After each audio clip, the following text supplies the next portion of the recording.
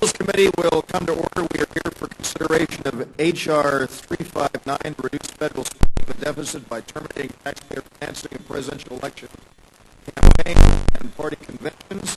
We're very happy to welcome the distinguished chair of the Committee on Administration as well as the ranking member. And gentlemen, without objection, any prepared remarks that you will have will appear in the record in their entirety, and we welcome your summary. Mr. Lundgren. It's working beautifully.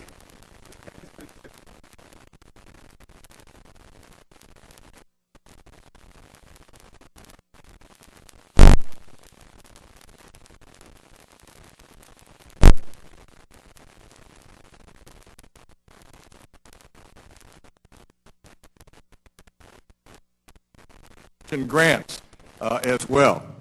At the time that we established that, people thought that this might improve the public trust in the government, clean up our politics, and increase the number of quality candidates. I would argue that while I was one who actually would check off that box when it first started, thinking that it was a good idea, have come to realize it's turned out not to be a very good idea.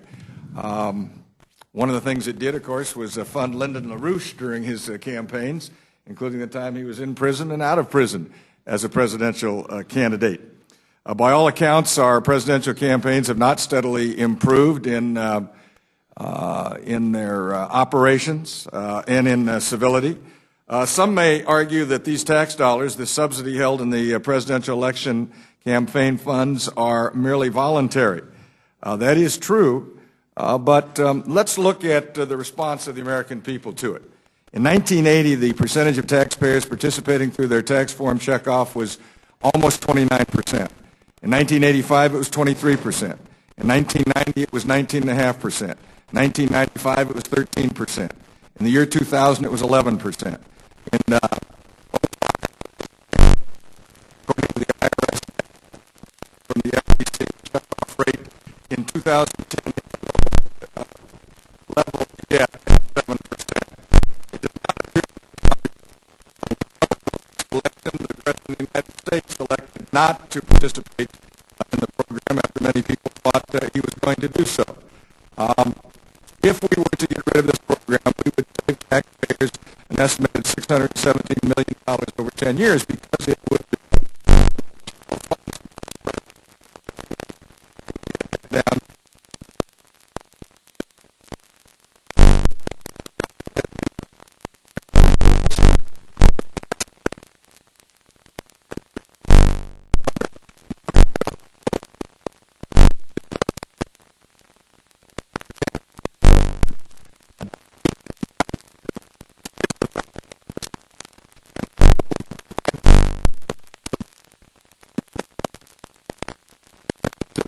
And meets the requirement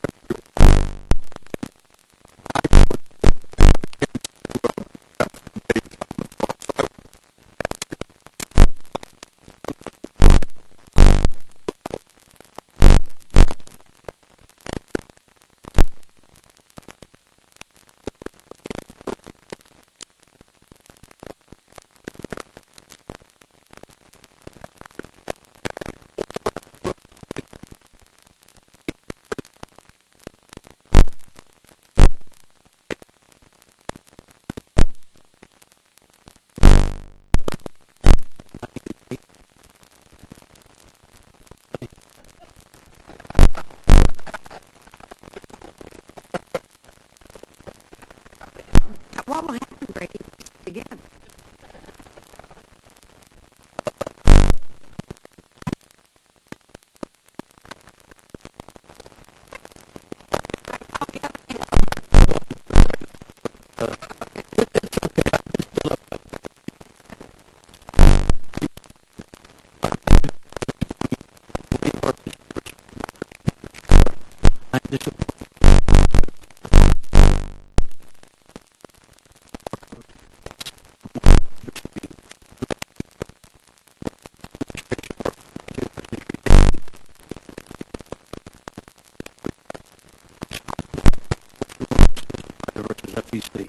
That bill used openness and transparency to curtail the influence of enormous donations made by outside groups to manipulate elections. At the request of the Republican minority, The committee held 3 hearings featuring 13 witnesses, as well as a lengthy full markup of the bill.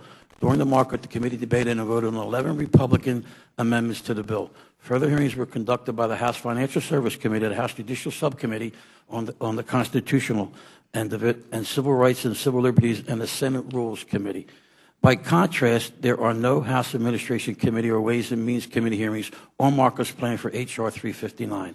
Despite the far-reaching implications of repeal of the presidential tax checkoff system, indeed, the bill has simply appeared here on the Rules Committee, with no demonstration that the tax checkoff needs repeal or that a dozen of presidential candidates who were able to bring their candidacies for the nation's highest office to the public under its provisions for more than 30 years, including Ronald Reagan, George Bush, John McCain, and had somehow ripped off the American people. Indeed, Congress has made no major changes to the program since the mid-1970s, and to do so now without exploring the consequences would be irresponsible. While I appreciate the opportunity a pre-printing requirement might otherwise provide under this procedure, members who have alternate proposals for reforming the system rather than simply scrapping it will not have any opportunity to offer their amendments on the floor. With that, Mr. Chairman, I thank you for your time. Thank you very much, Mr. Brady. Appreciate your very thoughtful remarks. And let me just say again that it is very unusual. We have members of this committee who have not had the opportunity to experience legislation under a process that does allow for a free-flowing debate. Mr. Polis is one of them, and he's a veteran of the Rules Committee, and yet he has yet to see a measure considered as we're anticipating doing the special rule for this bill. And to some of the concerns that were raised by Mr. Brady, I would say that having the opportunity for members of the Ways and Means Committee and members of the Administration Committee to participate in debate on the floor is something that we will have, and I am sensitive to the concerns that you did raise, and I appreciate very much both of your being here. I don't have any questions. I think it's a very clear-cut measure. Mr. Cole has introduced this legislation. We're looking forward to hearing from him after we dispense with the two of you, and we will. I will then yield to Mr. Sessions. Thank you, Mr. Chairman. I'm delighted to have both of you before this committee today. Mr. Brady, in particular, I'd like to extend my thanks to you during the period of time when you were chairman. For those years, you extended enormous courtesies to me, and I appreciate you being here today. I think what Tom Cole is bringing to the floor of the House of Representatives today is a very powerful tool because, in fact, it says that a review of literally spending, not just the big-ticket items, but spending that Congress does, should come under the microscope of members of Congress as we look for ways in which we can engage the American people on reducing Washington wasteful spending.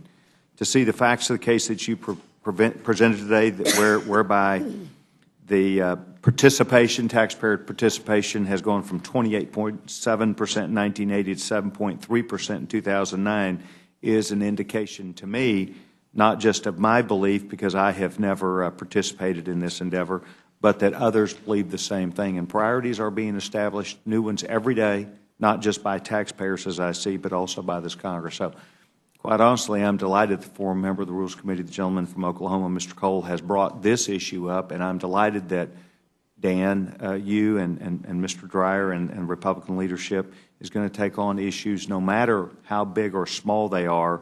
We need to work ourselves back to size to where we gain confidence with the American people and the American people have in us. So I'm delighted that you're here. I intend to vote for this, and I'm delighted that we will have a modified open rule in this process. I yield back my time. Mrs. Slaughter.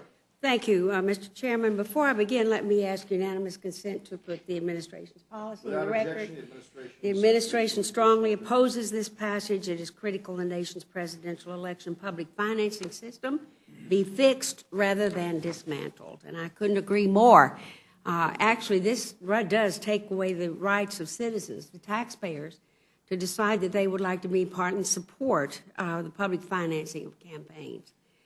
Enacting this bill will require that more corporate money take its place. Special interest money, as if we didn't have enough in our campaigns already today. I can't see how this bill does anything other than to add insult to the injury of the terrible Citizens United decision of last year when millions, I think the Chamber itself has said that they spent over $100 million in the campaign. That was just one entity. We don't know where the money came from. There was no reason it could not have come from foreign countries. It just came in, did not have to be accounted for in any way. I don't think anybody could make any case anywhere that that's what the American people want. They want to be able to participate in their government. You talk about what they want and what they're saying. I would really be astonished, and I frankly don't believe I would believe you if you told me that some of your constituents said, just let the money flow in from everywhere, we don't care. One way or another, let the rich people win. I simply do not believe that's the case in America. I also want to say that the new majority promised that you're going to handle people's business in a regular order. This is not regular order. You've got 4 new members here, freshmen. Mr. Polis, I'm sure, has felt he's been able to indulge in lots of vigorous debate, but they have not seen a bill come up here that went through regular order. We haven't had a single one. And this bill, while it presumes to be, I don't know, Mr. Lundgren asked for an open rule. You're not going to get it, Mr. Lundgren. This bill is so narrowly drafted that nothing can be done to it. It's really a case of terminate it or don't. That's really what we're left with here. And the saddest thing about that for me, Mr. Price is here this morning. David Price from North Carolina is considered one of the foremost experts on this issue, not only nationally but internationally. He has written 4 books on it. Not once has his input been allowed to be put into this measure.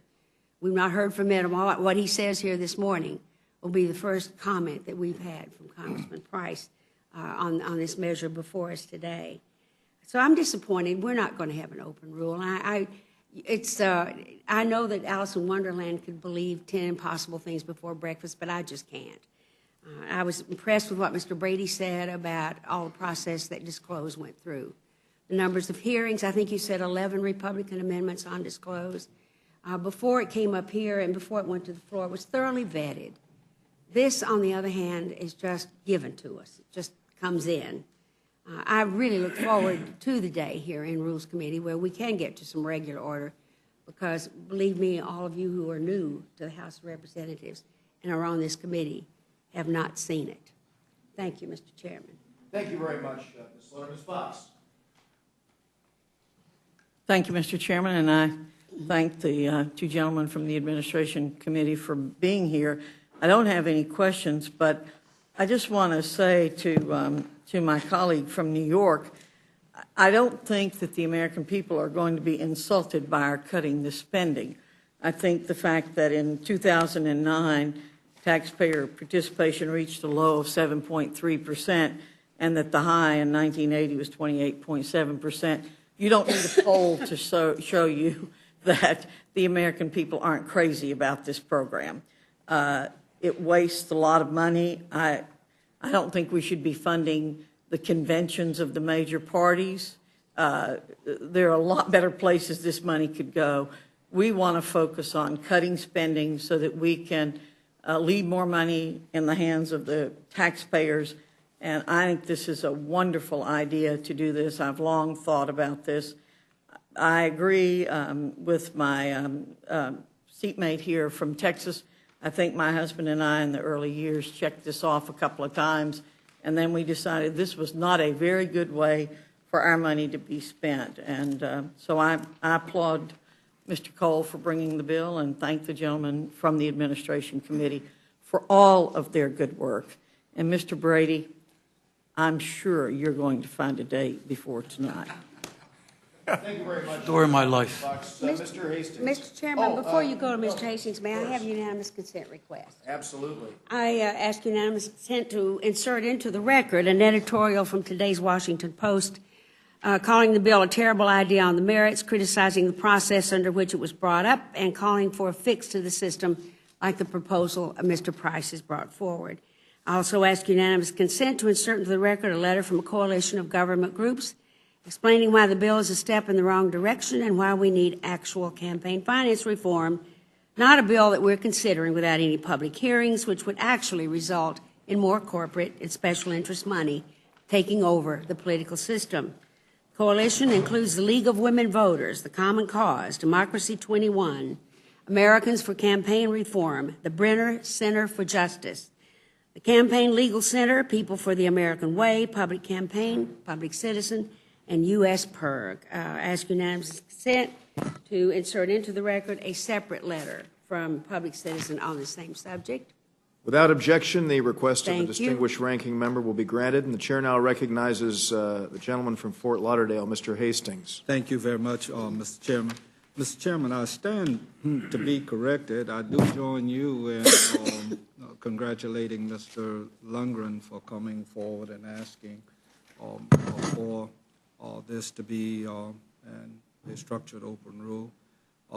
Your reference was that it made history in that no Democrat or Republican chairperson has come and requested same. The gentleman yield. I don't think I said it. I said it's been a long time, is I think what I said, since a Democrat or Republican came before this committee and made the request for an open Why did process. you use history in your Because we're making history. Well, if the gentleman would yield, I would say that we're making history and that it's been a long, long time, and I consider this to be an historic achievement that we have gotten to the point where we have a committee chair of either political party, Democrat or Republican, coming before the House Rules Committee making the kind of request that Mr. Lundgren just has. And I thank my friend for yielding. Well, I was here when then Chairman Bonnie Frank of the Financial Services Committee came before this committee. Yeah, okay. I just want to make sure that we have our history lined up. But in any event, Mr. Chairman, the one thing that is puzzling about this to me is that the checkoff itself, and I ask all the two witnesses, am I correct in that regard, is purely voluntary and at the discretion of individual taxpayers to determine if they would like to participate. Am I correct in that regard? Yes, Mr. Hastings, you are correct, but the latest result shows that 93% of the American people voted against it by their decision not to participate in the program, and that's about as strong a number as I've seen. Well, one of the things that I think happens is we have, among other things, tamped down the notion of moving in the direction of reform. We'd be better advised, in my judgment, to be dealing with disclosure as opposed to saying that because a small number of American citizens, I'm one of them, chooses the checkoff, I see it as an investment in democracy. And let me give you an example of some of the things that have come as a result of it. Such ideologically opposite people as Jesse Jackson Sr. and Pat Robertson have had the benefit of taking advantage of this particular program to put their views, which were the opposite of the establishment, before the American public. Jared Brown, now old new governor of California, received the vast majority of his campaign funds, again, running against the establishment. Pat Buchanan did virtually the same thing. And as you well know, when the program was originated after Watergate, Jimmy Carter pretty much relied totally upon it. In the last election is where we took a very bad turn. I don't mean this as necessary criticism, but it falls in the category of a bad turn for the now president to have abandoned this particular system and raised $745 million. Senator McCain, in that election, relied very heavily upon this system. Now, let me make the point that I am coming to in that regard. I predict for you in the next election, particularly under the aegis of Citizens United that we all know too well, that the eventual nominees of the Democratic and Republican Party, and maybe even others, will raise $1 billion or more each to run for public office. Where we're headed is toward an elitist system. And it's going to disallow those who would like to put forward views of many people in the country an opportunity to participate. Now, I have seen every reform that has taken place in financing of campaigns since the 60s. I go back to the days of cash on the barrelhead. There were no disclosures in my state, and people raised all the money and it flew all over the place.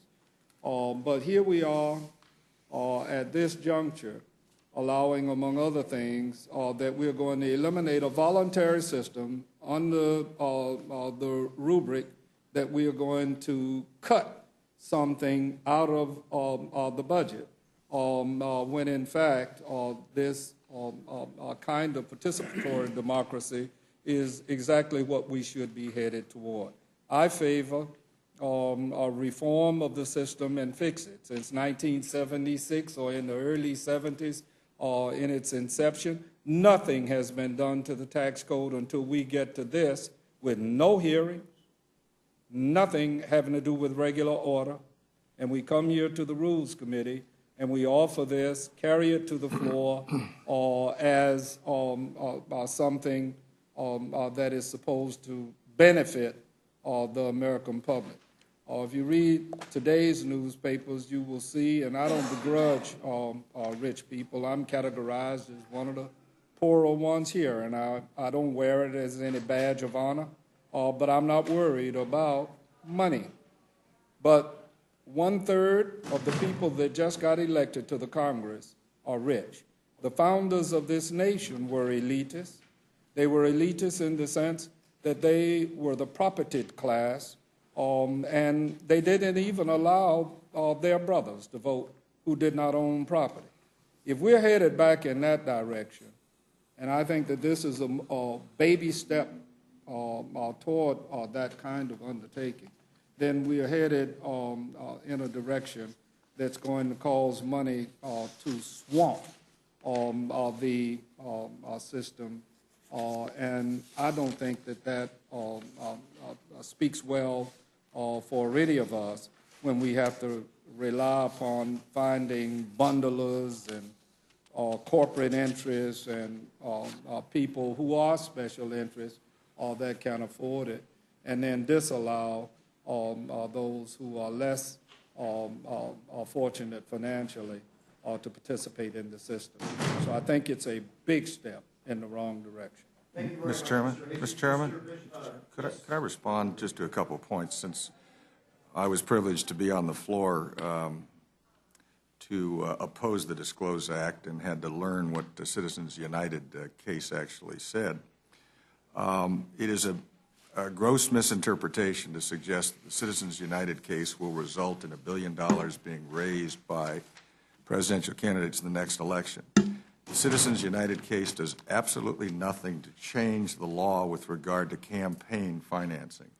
It does not at all. It allows people individually or in an association, corporate, a union, for-profit, not-for-profit, to raise their voices in a way protected by the First Amendment. It does not allow them, corporations, to give money directly to campaigns.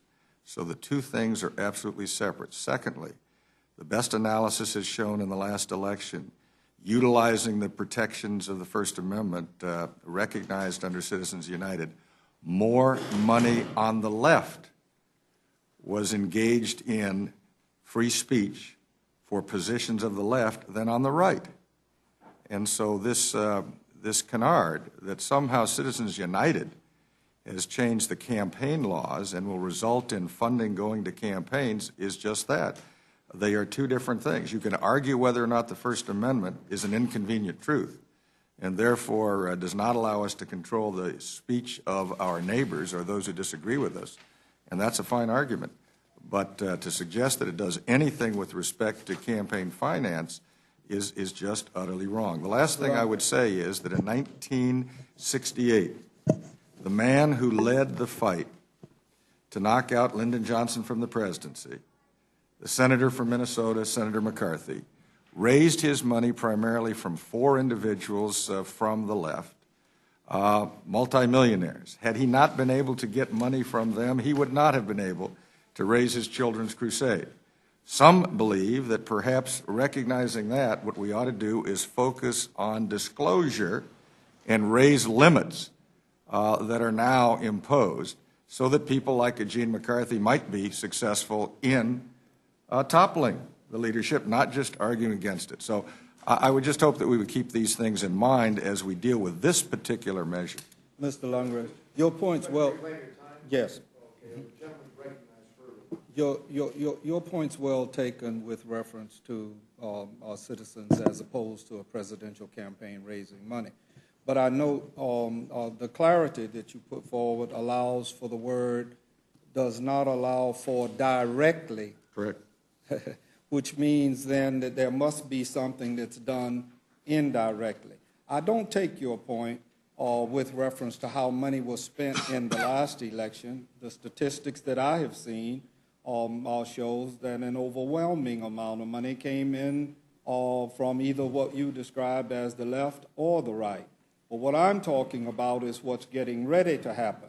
Now, for those people, members here and elsewhere, we know full well that all of those barriers that are set up, all of that firewall, all of that is nothing but pure unadulterated junk when you see $1 million come into your campaign in the last 2 weeks against you from sources that nobody knows where it came from. That's crazy. And if Citizens United is going to permit that, then I'm telling you all, you're headed in the wrong direction. Thank you very much, Mr. Hastings. Mr. Bishop. Thank you, Mr. Chairman. I actually wasn't going to ask anything, but I do have to take issue with something that Mr. Hastings said. Mr. Hastings, you are not one of the poor members of this Congress. You're a very good member of this Congress. You're just one of the less wealthy members of this Congress. I am reminded of 2 other things. First of all, I appreciate the history that Mr. Lundgren put in here. I think you did touch on the beginning point of the campaign finance issues and reforms historically. I just remember reading that when the first Campaign Finance Act was passed, Congressman Anderson of Illinois said that the era of expensive presidential campaigns is over. I just want to thank you for presenting before me a bill, the most dangerous of bills. This is something short, something I can read, and something I can easily understand. Thank you. I yield back. Thank you. This Congress has been unusual thus far in that we have not had a bill before us that came through regular order. Through the committees, this bill sort of came on our desk, apparently spontaneously. I know it has a number of sponsors. The gentleman yield. Let me finish my point first. Of course. Now, with health care reform, the repeal of health care reform, I could understand the argument that was made, and I don't think we harped on the regular order argument as much, because that was a pledge that the majority party had made to the American people, saying, we get there, we're going to repeal health care reform. And that would have had to go through 4 committees, and it was easier to just present it to the House for a straight up or down vote. And I didn't support it, but the House approved it. This matter, I don't recall the majority party having run on. I don't know if it came up in the campaigns of any of the people running, but it certainly wasn't something that many people asked about. What are you going to do about the public finance for campaigns?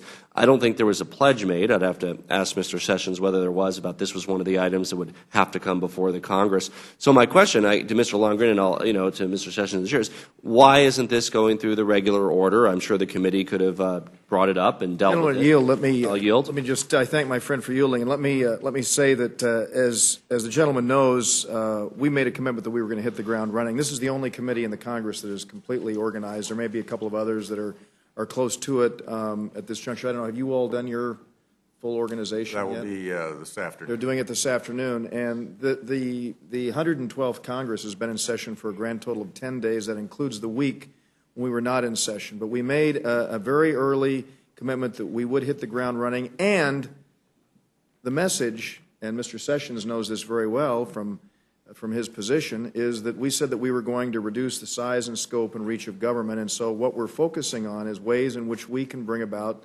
spending cuts, and that is really trying to get our fiscal house in order is really the driving force here behind what it is we do, and I thank my friend for yielding. Yeah, and reclaiming my time, obviously there's procedures in the Congress for doing that, and I think what the gentleman assured me of is that going forward, the plan is to move spending cuts and other items through the committees of jurisdiction as appropriate. It sounds like there is some rush to have something for us to consider so we can talk about spending cuts. But I don't see the urgent need for this bill, even if you're an advocate. I mean, surely it could pass in 3 weeks instead of now. But there is a reason we have the committee structure. It gives thoughtful members of the committee the opportunity to improve and amend the bills.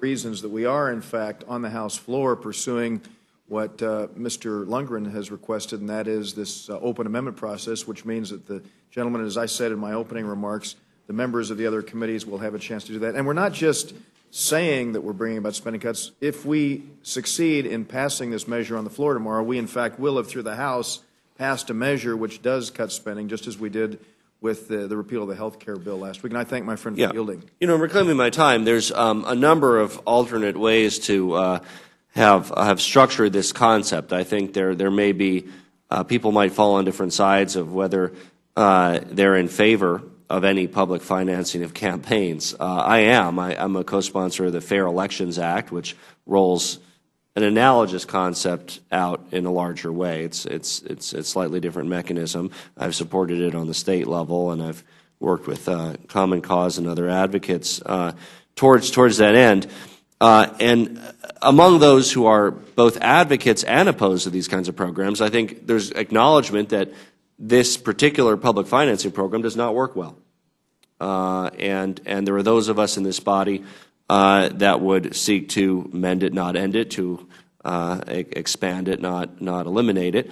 One way to make it budget neutral, for instance, would be, and this is actually something, let's just say those of us who are advocates of campaign finance reform don't look to this as a shining example of all that it can accomplish. In fact, my awareness level of this as an individual taxpayer, I actually thought it was, and I think a lot of taxpayers think this, I thought it was additional money that you check off. I thought that you check off on your tax form and you pay an additional $3. And asking around, I actually found a lot of people thought that. I didn't realize it came out of your existing total. I guess if you carefully read the language on the tax form, you find that out. But one way to easily save the same amount of money but preserve the ability of this program to exist would be to change it in that fashion and to say, in fact, it's an extra $3 that you have the ability to designate if you choose. And I wanted to see what Mr. Lundgren's reaction with that to be. He would save the same amount of money and really just empower the actual taxpayer to make the decision. I'll yield for a moment to the ranking member. I just want to make this point because we're all talking about Citizen United as though it was a normal thing. Washington Post ABC News poll showed that 76% of Republicans, 81% of independents, and 85% of Democrats oppose the Citizen United decision and support efforts to overturn it. I wanted to get that in the record. I thank the gentlelady, and I asked Mr. Lundgren, why not just make it an option for people to check off the additional money, as I happen to have already thought it was, and I think actually a lot of people do. I'd like to respond to a couple of your questions, and also to Ms. Slaughter. Some would fear that if we put the First Amendment up for a poll, that you'd have a majority of Americans voting against it when they realize what the First Amendment does. It is an inconvenient factor we have to deal with. I happen to be one of those who supports it, even with the difficulties it has. Mr. Polis, in answer to the first statement you made, could I mention that, yes, and when we did consider this Close Act last year, I did request the then chairman to have hearings, and he did allow us. And I have nothing but compliments for Mr. Brady and the performance as the chairman of the committee, and I hope that we will work in a similarly bipartisan way in the committee going forward, with him as the ranking member and this time with me as the chairman. I will say I didn't feel we had the same treatment when we got on the floor with the rule that was imposed on the Disclose Act at that time. Secondly, there are a number of ways we could look at this. You could change the tax liability for contributions made by Americans. What you were suggesting in the $3 you thought was an increase would be a system in which the government essentially is paying for the facilitating of a contribution, even though it's only of a $3 amount. There are other ways of us affecting that. If you would be serious about that, and we could take a look at that, that wouldn't necessarily go through the tax system. It could be, I mean, directly through the government, could be that.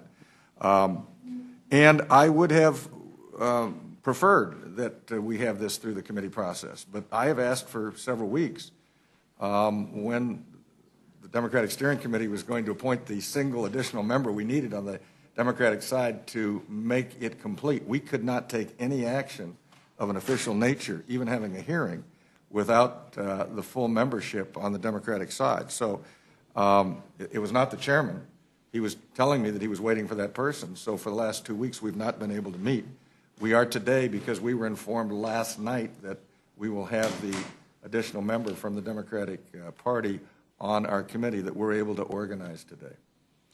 Sure, and again, I think this relates to whether or not you feel that this bill was so incredibly urgent that it couldn't wait to come through regular order. I certainly appreciate the process that both sides undertook with regard to the disclosed bill. Obviously, it passed on the floor, but it did have a hearing and go through the regular committee process. So hopefully, and with the tone you intend to strike as the chair and working in a bipartisan way, obviously working through the committee structure is a critical part of that. So it sounds like that's your intent going forward, and we hope that next time we come before us, it'll be through regular order. Real briefly on the First Amendment. I think that there's been a little bit of a mischaracterization of people who oppose the Citizens United case as somehow not believing in the First Amendment or considering it an inconvenient truth. Far from it. It's a matter of interpretation of the First Amendment and a matter of whether corporations have the same right as individuals. I am one who believes that the Founding Fathers referred to an individual right of free speech. I agree that paid speech is a part of free speech, but I believe that's an individual right and not one that is conveyed to groups of individuals acting through entities that have limited liability and can hide behind cloaks of anonymity. Mr. Polis, that's the crucial decision of that case. If you read the majority opinion by Justice Kennedy, he says, for the first time in a long time, that they are confronted with the question of protecting political speech, which is of the essence of the protection of free speech in the First Amendment. Rather than deciding whether or not nude dancing and things like that are protected by the First Amendment, they had to confront the question as to whether or not political speech is to get the top protection or of the top protections allowed under the First Amendment. And the essential question was, do you lose your First Amendment right because you join with another to express your opinion? Once they crossed that threshold by saying you could not do that, that is, government could not say that that is disfavored speech because you joined with another person to do it, they then went to the question of whether or not the type of association could disestablish that protection under the First Amendment. And I happen to think they made the right. It was kind of interesting. When we had the hearing, all those who opposed the ruling, the various groups, and I would say, just for general terms, from the left, as opposed to the right. But anyway, it was interesting. Every single association or organization that appeared before us actually was appearing before us in their corporate structure. All of these groups that were opposed to it actually come together as a corporate structure under the laws of the United States and the states in which they are incorporated. Well, yeah, and as you know, the Disclose Act was consistent with the Supreme Court precedent and merely added disclosure requirements similar to those that are required, in fact, for candidate-based campaigns and others. But the bill, if I just mention this, the bill happened as it appeared on the floor to decide that certain groups were more protected than others. And that goes to an essential question of the decision. Can you have favored or disfavored speech depending on the nature of the individual or the group expressing it? And we on the floor of the House actually we were confronted with a bill in which certain groups, similarly situated, were treated disparately. Certainly a valid constitutional question, and personally I oppose the exemption of particular groups. As you know, that was more of a political decision than a policy decision, and perhaps that would have been an interesting case had it become law, whether the exemption of any groups would in fact be valid. As somebody who wished that there were no exemptions, I certainly wish that the disclosed law had applied to everybody. But again, this discussion is about whether the important protections of free speech in our First Amendment apply to individuals or to corporations.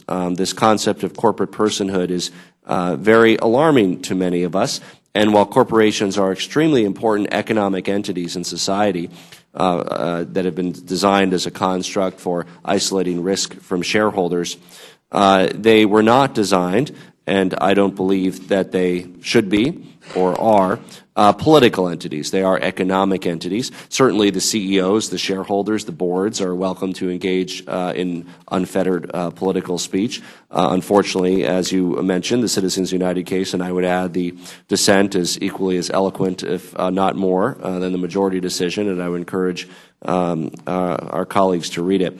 Obviously, that's not what we're voting on today. We digress a little bit. But I did want to add that, again, I think what would be helpful here is a separation of the two key things we're talking about. One is a goal that we all share to save money. We all want to do that. The second one is whether we think any public financing of campaigns is at all a valid public policy or not. And I worry about how the two are conflated in this proposal. There would be ways, if a majority of this body felt that some public financing was a valid concept, there would be a way to structure it so that the taxpayer money was saved. And likewise, if it's not a valid concept, obviously there should be no taxpayer money spent. So this body will have a chance to work its will. We certainly appreciate the opportunity for published amendments. We wish it came through the regular process and had more of a thoughtful discussion. I think we'd have an even improved bill before us, regardless of one's perspective on this overall matter. And I yield back. Thank you, Mr. Polis. Mr. Woodall. Thank you, Mr. Chairman. I remember when Mr. Hastings was speaking earlier this month, and he said, when you all get around to cutting, when you finally get around to making the cuttings, folks are going to howl. I think howl was your word. I took your admonition then, and here we are. We're here today, the first of the cuts. Now, I'm just doing a little back-of-the-envelope math. They tell me that this provision is worth about $500 million over 10 years. So by my back-of-the-envelope calculation, we actually need to find about 2,600 programs like this, 2,600 programs that will actually have that same savings in 1 year instead of in 10. So when I think about the howling that's coming down the pipe, and I think about Mr. Polis saying we all agree this program doesn't work, we just think we can make it better, candidly, Mr. Chairman, I'm grateful to you for bringing a bill that we can all agree is about a program that doesn't work, and we start the cuts. We start the cuts right there, because if we don't start, we're certainly never going to get to the finish line. I promise you, in my wildest dreams, as I was running for Congress, as much as I talked about an open process, as much as I talked about wanting the House to work its will, I never imagined in January of my first term I'd be sitting before a committee chairman who said we've got a good product, but make it an open rule to make it better, that we'd have a rules committee chairman who says we can narrow the process, but we're not. We're going to open it up and let the House work its will. Never imagined that, and I just can't tell you how proud I am to be associated with folks who are pushing us in that direction today, and with folks who are willing to stand up like Mr. Cole did to say it's not going to be popular, and folks are going to howl, but we've got to start somewhere, and I look forward to the Rules Committee hearings in the future where we get to those 2,600 additional programs to get us to where we need to be. Thank you, Mr. Chairman. Thank you. As the gentleman knows, we're ready to get to work. Mr. Nugent. Thank you, Mr. Chairman, and thank you for your remarks, Mr. Lundgren. And to my fellow congressmen that are sitting up here, I listen to all of you, and you all make great points. But at the end of the day, I look back when I was a police officer outside Chicago, and a friend of mine, we opened up a small business, and we met with a business owner across town. And she told me something that I carry to this day. She said, if you count your pennies, the dollars will take care of themselves. Well, really, this is the same concept we're talking about here. Every time we look at small programs, they're not glitz, they're not going to grab headlines because of the huge dollar amounts that we're saving. But each time we take an action that reduces what we spend is a move in the right direction in regards to getting our deficit and our debt under control. If we do nothing, it continues to grow. When you look at what we've done in 1993, we tripled the amount of money that people could check off, voluntarily check off on their tax return. And now we're down to 7.3% in regards to folks that want to participate. Whether they totally understand it or not, I truly give a lot of credence, though, to my fellow Americans that most of them understand it. And they believe, I truly believe this, if they want to contribute, as I've received from my 3 elections as sheriff and the last one now for Congress, that when people send me $1, that is the most important contribution that I'll ever receive. And so those folks that want to support a party or an individual candidate, certainly they understand their rights. And so I appreciate this. It's a first step in a number of steps that we have to take. And my colleague from Florida, and to quote you again, Mr. Hastings, you're right. People are going to howl because everybody likes the status quo. The problem is we can't pay for the status quo anymore. So we've got to look at other avenues to start reducing the money that we spend in this great nation. And I yield back. Thank you. Thank you, Mr. Scott. Thank you, Mr. Chairman. So much attention has been paid to the word howl. How do you spell howl? Good. On the howl. I'm happy to inform my friend there is a moon up there. You just can't see it. So you go ahead and start howling. Thank you. With such a short word, I wish we would have short conversations, to be honest with you. But that doesn't seem to be the way it works here. I would suggest that I'm going to add to that, by the way, right now. And when I think about the fact that in 2008 we had a presidential candidate, our president now, who spent $827 million and said of the public finance concept, no thank you. We had a Republican candidate who spent $200–300 million and received $84 million in public financing. Today we sit here in the Rules Committee with a Republican chairman saying, in spite of the fact that our guy received $84 million, we believe that public financing is not in the public best interest. We believe that it adds a burden that's unnecessary during times that are challenging. So we are sitting here in concurrence, denying the $84 million to what would be our presidential guy, 2008, McCain. On the other side, we have folks over there talking about the fact that we need to keep the forum as it is, although their the president simply says he's going to raise $1 billion and says, no thank you once more. I just find it interesting that we're having a long conversation about something that the president says doesn't work for him, which, of course, from our perspective, says it doesn't work for America. We are concurring. This is a wonderful opportunity for a bipartisan approach to publicly financing campaigns. The answer should be saying no. Briefly. Yes, sir. The president also said that this particular measure should be reformed, but he did nothing. But exactly, not for him, just not for him. Thank you very much, Mr. Scott. Mr. Webster. Gentlemen, thank you. Mr. Chairman, can I say something real quickly? You know, we talked a lot about Citizens Alliance and the Disclosure Act. That ship sailed. In its present form, it's not going to sail back again in this Congress. But during that process, we had 3 hearings and 17 witnesses. I learned. I got a proper education. I'm not the brightest bulb in this room, but I learned from my hearings. I sat down and I listened to people talk pro and con, and it gave me some type of a way of figuring out how I'm going to vote. I'm not going to learn anything about this bill. I learned a little bit about here. More I relearned again about the Disclosure Act. I understand that. I want to hit the ground running. Where are we running to? Are we running with this bill over to the Senate? What are they going to do with it? The same thing they did with the Disclosure Act?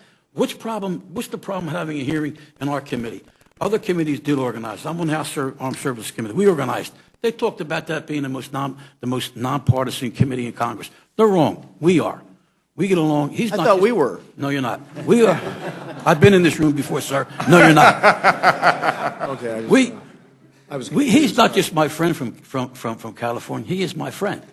And as he said, you know, we have an opportunity to work together. I would just ask this committee to give us that opportunity to work together and give maybe a little bit more knowledge, not only to all of you, but to when we go down on that floor, how we got to vote on this. That's all I'm asking. Hitting the ground running, we're not, what are we going to run to the Senate? Thank you very much. What do you think they're going to do? Brady, and I do appreciate that, and obviously we're looking forward to proceeding with this, but we felt very strongly about the need to proceed, as you know, on this measure because of the issues that Mr. Woodall brought to the forefront. We've been in session 10 days, and that's another reason that we want to have a free-flowing debate on the House floor, and I suspect that this committee will report out a special rule that will allow just that. Thank you both very much for being here.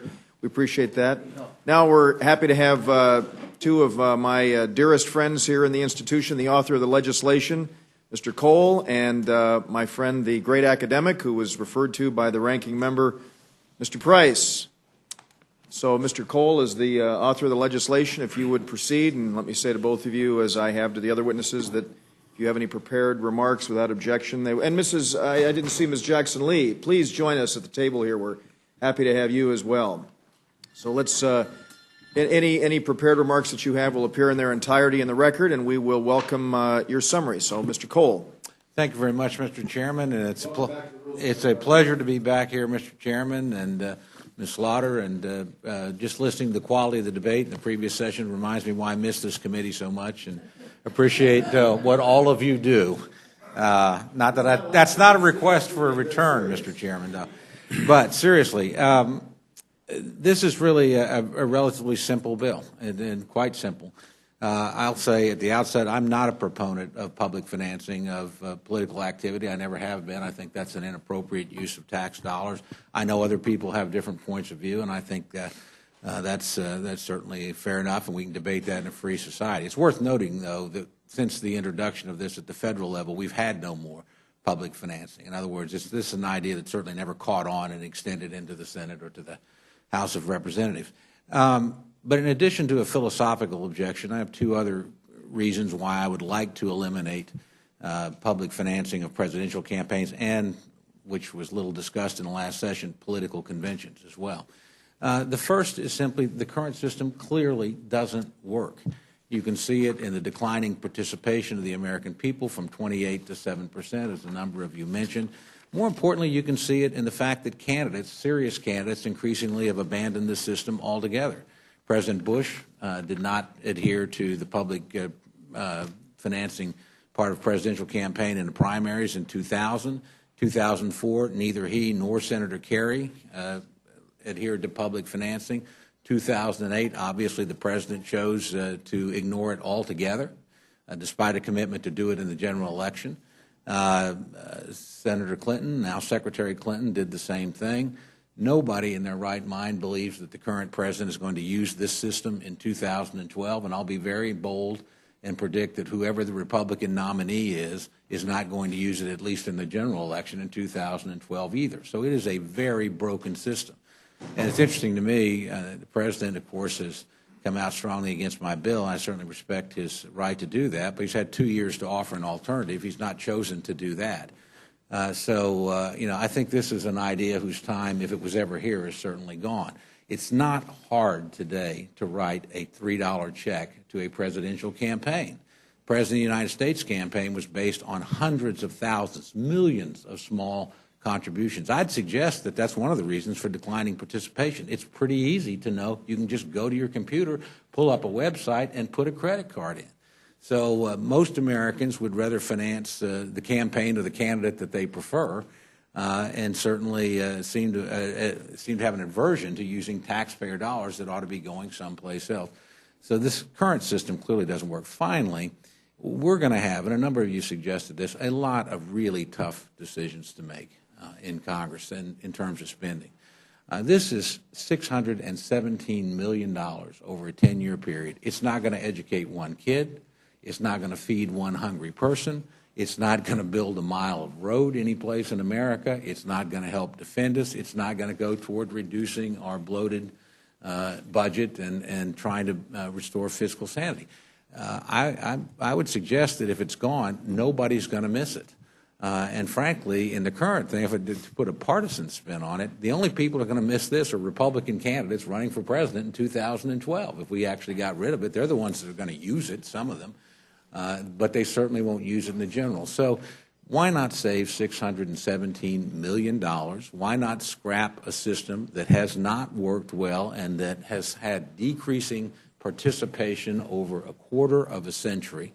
And why not scrap a system that the people that are going to be the president, that either currently is the president or going to be the next president, have chosen not to use, have said basically this system doesn't work. I'm not going to run for president with this particular model. So it seems to me we've got a lot better uses for this money, and we ought to just eliminate this program and then let Congress do what it will with the savings. With that, I yield back. Thank you very much, Mr. Cole. Appreciate that. And as I said, it's our hope that this committee will report out a modified open rule, which means that any member, Democrat or Republican alike, will have an opportunity to offer amendments to this measure. Happy to recognize my very good friend, Mr. Price. Thank you, Mr. Chairman. I come before you in strong opposition to House consideration of H.R. 359, a bill that would summarily repeal our system of public funding for presidential elections. The process by which this bill is being brought to the floor, no hearings, no committee consideration, no markup, no deliberation, is the opposite of responsible legislating. And with due respect, I don't care what the rule looks like on the floor. It is not a substitute for committee markups and committee deliberation.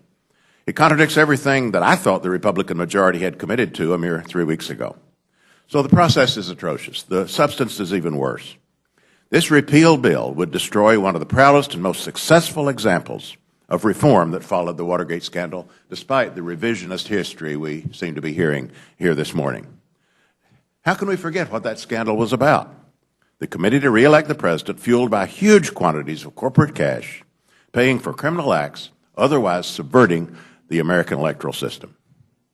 Now, the hallmark of the Federal Election Campaign Act of 1974, enacted in response to Watergate at a time when confidence in our system was dangerously low, that was our voluntary program of public financing for presidential election. And to this day, this innovative reform stands as the flagship of our public financing system in the United States, one of the greatest steps we've taken to bring transparency and accountability to our electoral system. The Supreme Court, in affirming the constitutionality of this system, noted its basic purposes in a very succinct way. And I'm quoting, to reduce the deleterious influence of large contributions on our political process, to facilitate communication by candidates with the electorate, and to free candidates from the rigors of fundraising.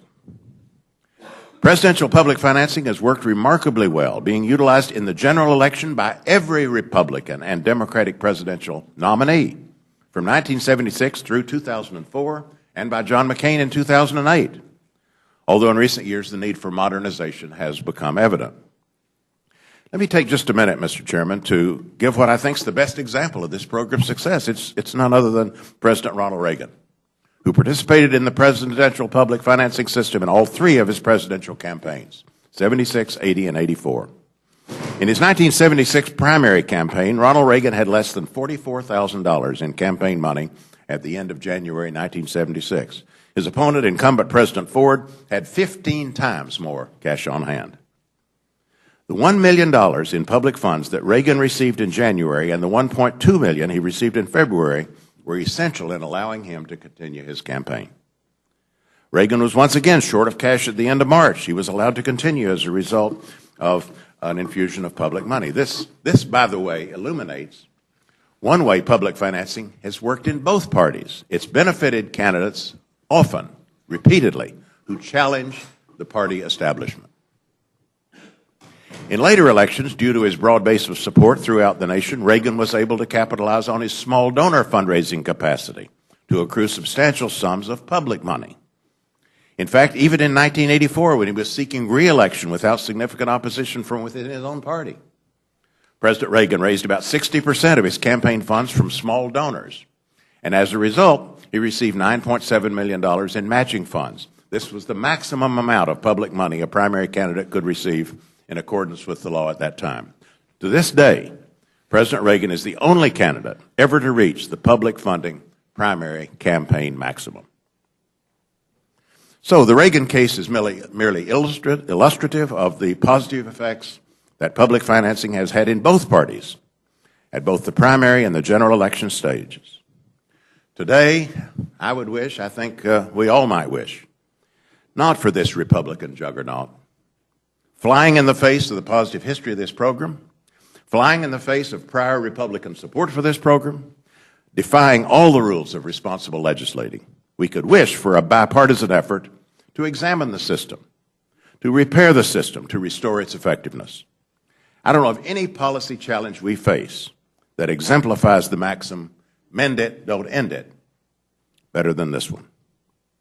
Today, Congressman Van Hollen and I are reintroducing a bill that would do just that. It would modernize the presidential public financing system and again make it an attractive and viable option for presidential candidates.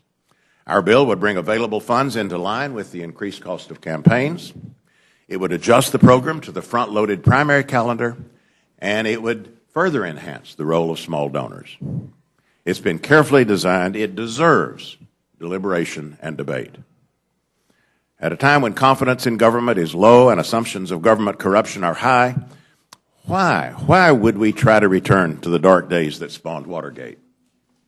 Let's instead restore and improve our public financing system and move on to real solutions to put our nation's fiscal house in order. Thank you, Mr. Chairman. Thank you very much for a very thoughtful presentation, Mr. Price. Ms. Jackson-Lee. Thank you very much to the Chairman and Ranking Member. Excuse me to the members here to have my back toward you. I have been on the Judiciary Committee since the mid-1990s, and we happen to be the committee that usually gets the aftermath of bad behavior. I associate myself with the words of Congressman Price and look forward to joining in his legislation. But I thought it was important to comment, since if we are going to proceed in this process, many of us will have amendments if this happens to be an open rule. But we well know that the impetus of this legislation was about the millions of dollars that Richard Nixon took in corporate money in the 1970s. And frankly, we now come to a point where the issue of cutting the deficit results in bad policy.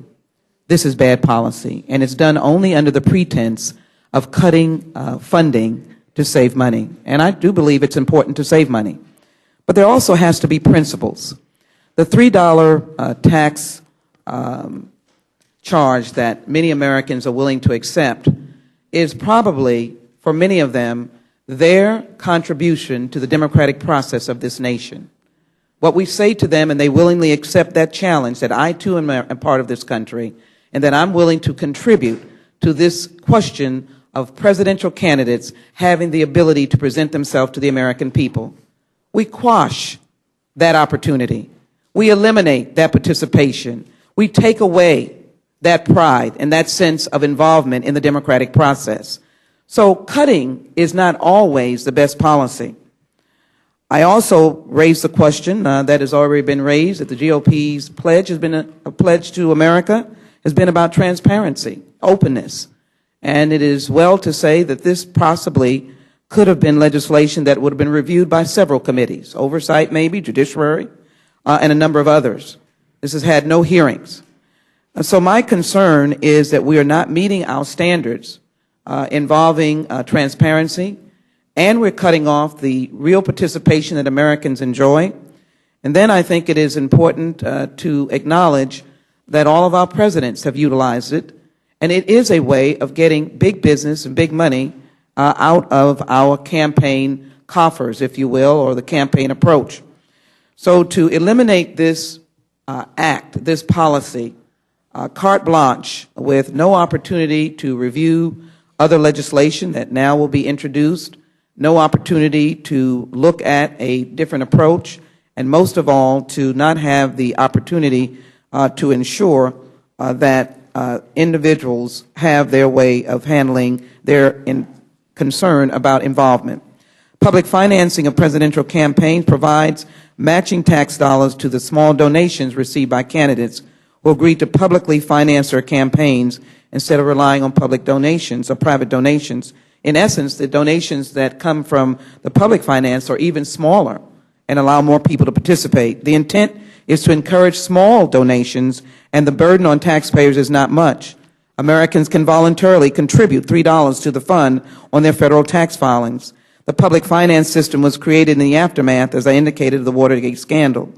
In addition, these dollars help with the compensation of cities that hold the conventions, which is a very steep challenge. So I would argue that I'm not sure whether we will have these kinds of policy initiatives all in the spirit of cut, cut, cut.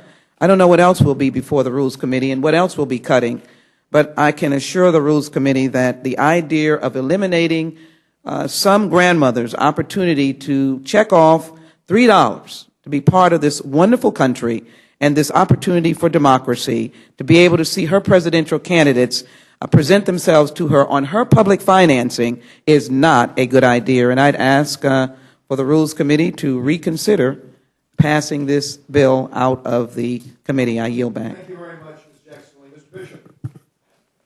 Slaughter. I want to thank you very much for what you said. Mr. Cole was a treasured member of this committee, and I'm genuinely glad to see you back up here this morning. Mr. Price, your reputation is so important to this whole institution. It's ever since we came in together we're in a huge class, but you have shown out throughout, and you are respected internationally for what you have to say. The fact that you had no input at all on what's happening here, I find dereliction of duty, to be honest with you. And I appreciated so much what you said. You and Mr. Van Hollen are bringing back the Disclose Act. Is that which doesn't directly affect this? Madam bill Chairman, no. today. The others have discussed the importance of the Disclose Act. Right. The bill that we are reintroducing is specifically a bill to refurbish and modernize the presidential checkoff. public financing. This I'm is glad a to bill hear that was introduced in the last Congress and that we are reintroducing today. Absolutely. I really did appreciate the Disclose Act because of the thorough vetting that it had, and deeply regret that the Senate couldn't seem to find the time to bring it up. But this is the issue, of course, today, and I'm glad to see that you're going to address it and count me as a sponsor and a very hard worker. And Ms. Jackson-Lee, thank you very much. As you pointed out, the judiciary always has to deal with the aftermath of what happened. I remember the great important role the judiciary played, although I was not here at the time, after Watergate. It was such a stunning setback for us. And it is appalling to think that we would suddenly, without hearings, without anything, without discussion, and in the face of editorial writers saying don't do it, and most groups in this country that really study good government and what needs to be doing, saying don't do this. The unseemly haste with which we do it is almost as to equal what we did the other day on the budget. We'll have the budget numbers tomorrow, but we're going to do that bill today.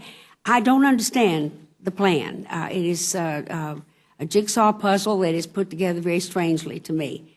But to suddenly now, today, without any hearing, any concern, to do away with something which was one of the most important reforms, as I recall, that Congress ever did in trying to clean up this system. I thank you for your consistent hard work on it. Thank you very much, all of you. I sometimes think we come here, we play our part, we do our role, we go do our vote, we go. But I will tell you that I have a very heavy heart about this today because what this does to the United States. And its effect on democracy. And you're absolutely right, Ms. Jackson-Lee. The people who can afford the $3 have every right to do that, and as proudly as anybody else, certainly as any corporation who does not have to even disclose the money that they are sending. And I think it was a very dark day for us when the Supreme Court, in its wisdom, decided to equate corporations with persons as far as the First Amendment goes. And I can't thank you enough for holding up the light. Thank you all very much. Thank you. Ms. Slaughter. Mr. Sessions. Thank you very much. There's been some bit of discussion about the lack of hearings, and yet we heard earlier testimony that there were hearings that were done on this issue. Mr. Cole, what are we missing that might be a balance on the other side? Well, the argument about why we really do need this. Well, a couple of things, and thank you for the question. The original bill, by the way, was introduced in 2009. Nobody was very interested in hearing it in the last Congress for whatever reason. So it's not a new proposal. I think there is, just judging from the discussion, either some misunderstanding. There's nothing in this legislation that allows corporate contributions to presidential candidates or campaigns or political parties. There's nothing in this legislation that raises the legal limit of contributions to said candidates and said political parties. All we're doing is saying we're not going to spend public money for these campaigns. Now, the President of the United States put together in 2008 the most successful fundraising operation of all times based on all levels of donors and didn't take a single dime in public money, not a dime. And he wasn't the first to do that. Other people had done it in the primaries and then, frankly, used the public money as sort of a fig leaf. But, by the way, keep right on raising money. They just raise it for their national party or for the local victory funds. So this idea that this system ever replaced fundraising is just simply not true. And I don't see how you can justify spending the money on politics for politicians, and a relatively few politicians at that, at a time of a $1.4 trillion deficit. I mean, how essential is this, to the country? Again, I just go back to the point. Nobody's going to get fed. Nobody's going to get educated. It's actually, I think, a perversion of public money. If you want to give money to a political campaign or party, this is the easiest thing to do in the world. It's always been pretty easy to do in the United States. Only 4% of our citizens, by the way, ever do it. Most of them don't feel an obligation to do it or a desire to do it, and under our Constitution, that's their right. But now, when you can literally go to a computer, put your candidate's name in there, get their website, and punch in your credit card, the idea that somehow you're denied the ability to participate in the political process just mystifies me. It's pretty easy to do, and the President of the United States figured out how to do it in his last campaign. He's not going to take public money in this campaign. He's just simply not going to do it. And so, and frankly, I don't think whoever his final competitor is on the Republican side will do it. Certainly won't do it in the general election process. Why in the world we feel the need to spend $612 million only in the United States Congress, is that considered a relatively small sum of money or a rounding error? Again, as my good friend Mr. Woodall said, we're going to have a lot of tough decisions to make. There's going to be a lot of howling. This is more like a peep, because this is more, in personal opinion, this is a sort of a sacred cow, but it's not something that's essential to the functioning of our democracy. It's not something that we need to be spending money on. And we all know, and the President no doubt will talk to us tonight, about the need to get our fiscal house in order. If this can't be cut, you tell me the things that can be, that will actually be possible to reduce if something this irrelevant to the functioning of our political system and to the needs of the American people can't be reduced, then where are we going to cut? What are we going to reduce? Or tell me what taxes you're going to raise. Again, I just feel very strongly that this is a misuse of public money. We can use this money other places for other things. Mr. Cole, I find that clear and objective thinking. I also miss you on this committee as the number of years that you sat on here and were able to dissect and net out the things that we had before, so I appreciate it. Did the gentleman, Mr. Bryson, want that same question? I appreciate the chance to respond. Just to clarify what the gentleman said, though, the hearings that have been referred to were the hearings about the Disclose Act. And I agree that the Committee of Jurisdictions to be commended for opening up the hearing process on that act. Today we're talking about the system of presidential public financing, and I don't believe a single hearing has been held on reforming that system. Secondly, I suppose it depends on one's point of view, but how can anything be more basic? This has been discussed as something that's superficial or secondary or dispensable. How can anything be more basic than the integrity of our small d democratic system? And when you go back to what the Supreme Court said 30 years ago in affirming the constitutionality of this, I think those objectives not only still hold, but they also describe the history of this program. To reduce the deleterious influence of large contributions, to facilitate communication by candidates, particularly the encouragement of small donors. I mean, this whole thing is predicated on encouraging and incentivizing small donors, to free candidates, at least partially one might add, but in significant degree, from the rigors of fundraising, from the preoccupation with fundraising. Those aren't just secondary or dispensable objectives. They're absolutely basic. And so we, of course, need to scrutinize this budget, and we need to find areas of saving. And I'll gladly be a part of that process. But the notion that under cover of that objective, or kind of flying under that banner, one comes in here and without hearings, without deliberation, without really very much of a rationale at all, just wipe off the books a system that has served us well, a system that both parties have supported, and that does that as though it were just almost an afterthought. I think that is a disservice, and that's what I'm here to say this morning. I appreciate the gentleman. I will tell you that objectively, I believe it's important that we also put into context the importance, and as I see the diminishment of the amount of people who participate in this, it shows me what I believe is less appetite on behalf of the taxpayer to support it, and I think we should heed that also. Well, With due respect, I agree. The participation level ideally would be higher, and I actually think there are ways that it could be encouraged in a positive way. But you know, you can't have it both ways. The reason that the amount of money that's in this fund and the amount of money that's dispersed depends on the number of people who check off is because the designers of the system wanted to relate it to the volition of the taxpayers, of the voters, and to not have people say that their money was being appropriated, directed against their will. So if you're going to have that kind of system, and this makes this virtually unique in the appropriations landscape, if you're going to have that kind of system that depends on the will of the taxpayers, then you can't turn around and say, well, because every taxpayer or most taxpayers don't participate, therefore it's illegitimate. You really can't have it both ways. Well, I hope I'm not trying to, and I appreciate the gentleman. I believe that representative government gives us the opportunity to reevaluate and look at things and make decisions, and I'm fully supportive. And I appreciate you being here today. Thank you very much, Mr. Governor. Thank you very much, and I apologize for being late, but Mr. Price, I very much agree with what you said.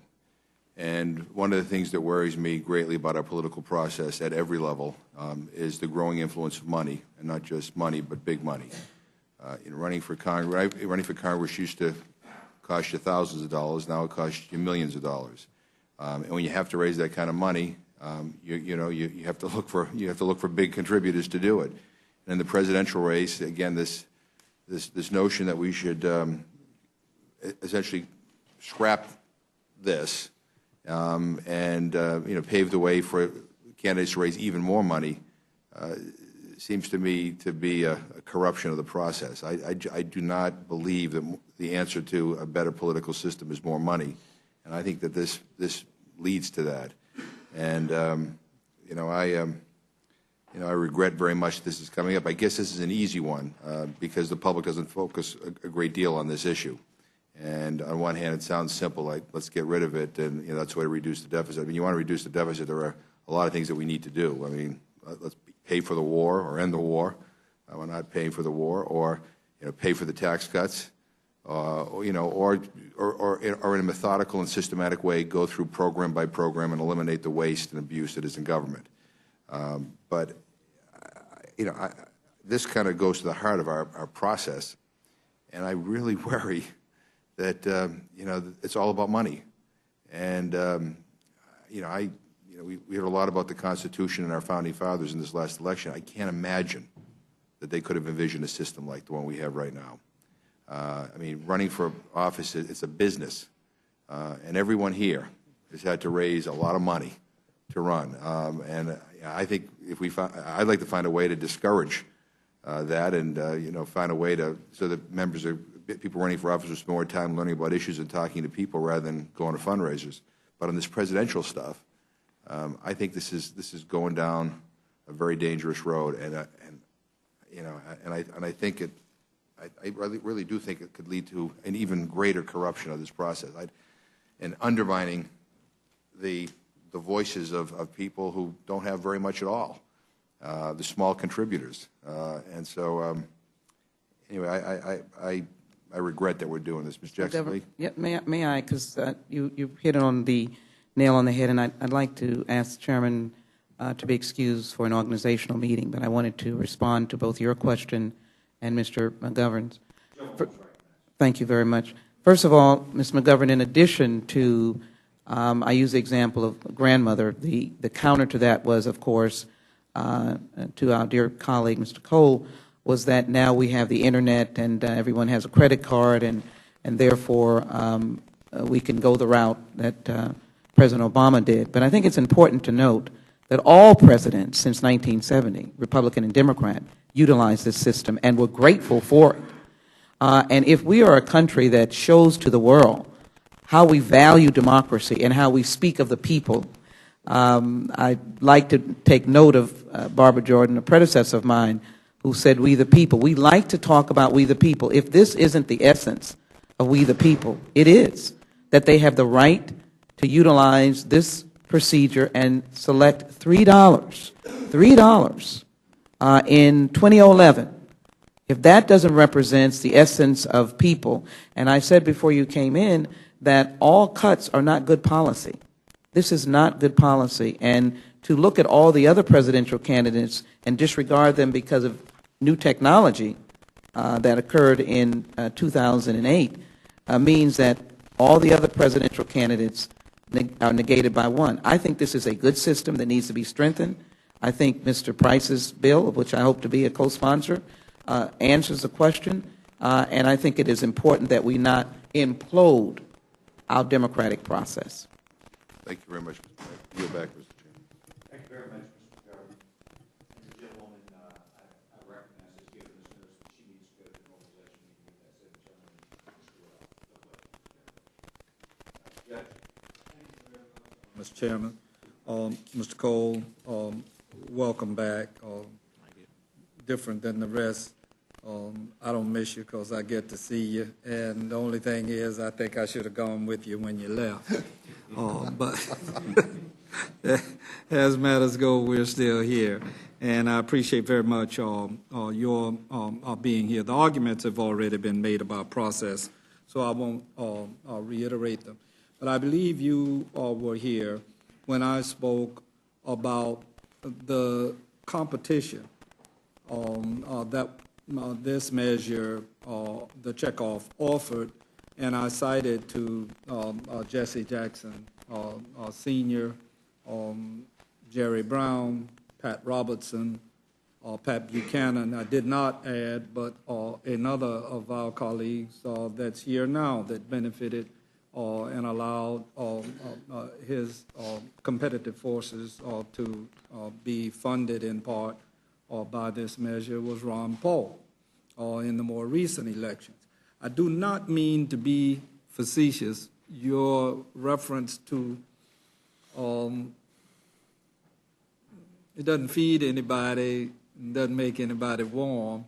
Perhaps I do mean to be facetious. At these party conventions, they do a lot of eating, and some places where it's cold, they provide air, and I gather on certain days it also some warmth. But I'm only teasing in that regard. I have a serious question that I want to put to you. Do you not feel that this measure has allowed for candidates who could not raise big money to put forward important views to the American public, or in other words, promote competition? No, I really don't. Frankly, you play the game under the rules as they're written. So if you write this into the rules, people will accordingly use whatever mechanism is there. Sometimes, by the way, that they don't agree with. This idea that every presidential candidate thought this was a good system is worth analyzing. I've worked for some that used it and didn't think it was a good system. But it was the system, and so you just played by the rules as they were. All right. I think it's much easier for people to attract support and attention. And frankly, just as it's hard to get somebody to go out and put 1,000-yard signs up for you, try and talk somebody into doing that or knock on doors or whatever. That's not an easy thing to do either. Some candidates have the credibility to do that in large numbers, and some don't. Some candidates have the ability to attract donors, some don't. But I think if you look at this, it's not been the make or break, with all due respect to my friend, Mr. Price, it's not been the make or break for very many candidates. A lot of the arguments that have been deployed here in defense of the system to suggest that somehow eliminating this is going to lead to I don't think the President of the United States, who did not use this system, did anything inappropriate or is somehow corrupt or under the influence of special interest groups. I think he laid out what he believed pretty clearly in the campaign. I think he's a pretty compelling candidate, very persuasive candidate, attracted a lot of support. President Bush was able to do that in an earlier era as well. So I don't find this as somehow indispensable for people running for office. Some of the candidates that have used it haven't attracted much attention at all. So the idea that somehow the money, makes you serious or you get paid attention to or whatever just is not the case. I much prefer a system where individual Americans pick the candidates they want to help. Again, we have plenty of examples in recent years, and not just at the presidential level. I mean, Howard Dean, who was Howard Dean? He didn't take public financing, as I recall. He raised tens of millions of dollars, because he had a cause and an idea, and he was pretty compelling. And he got involved in the system and attracted a lot of support. It is much easier today. Technology has changed things. I will grant you that. I follow you. And I want then to turn to what H.R. 359 does. Am I correct that it terminates the checkoff? That's correct. All right. And in addition thereto, it allows that any funds that are presently in the system are transferred to the general fund. That's correct. All right. When I made the checkoff, and I did, last year I paid $38,300 in federal taxes.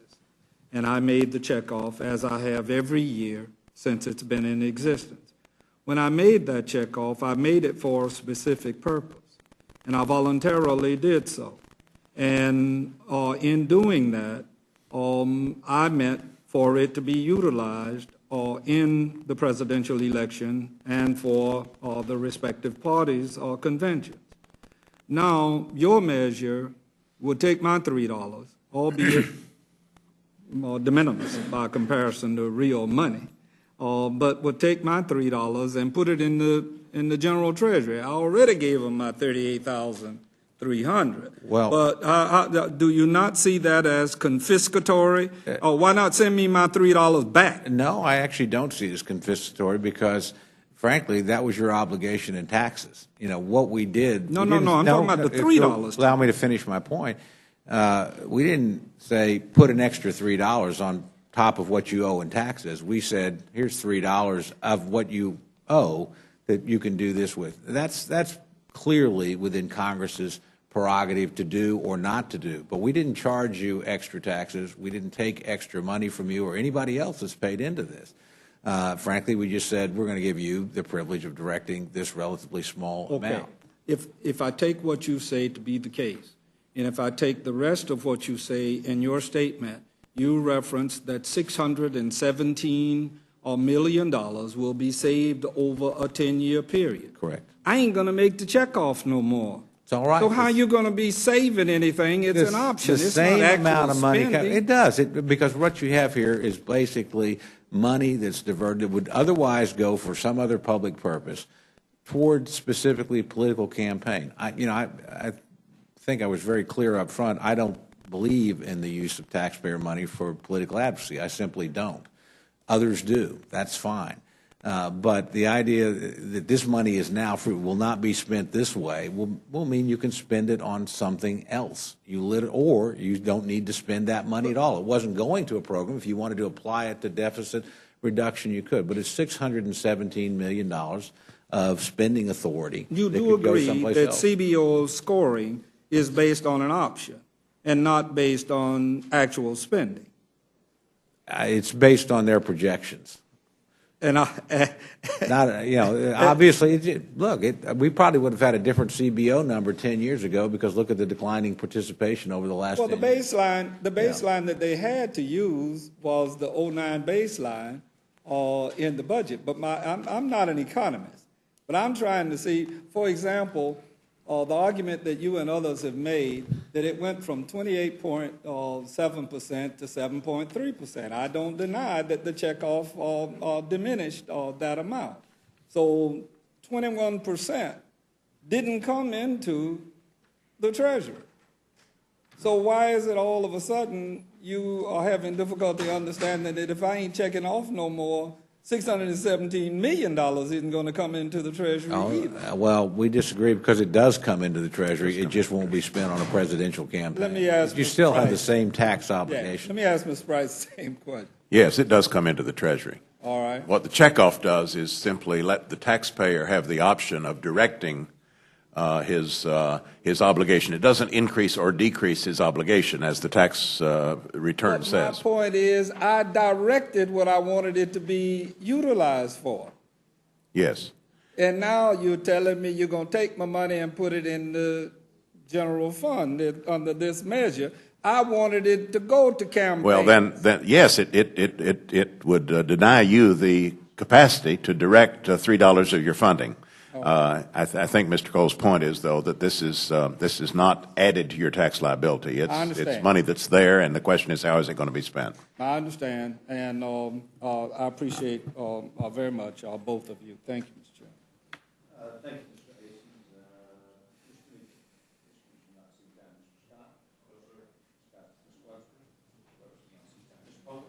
I do think there's merit to Mr. Hastings' suggestion that the $3 be sent back to taxpayers.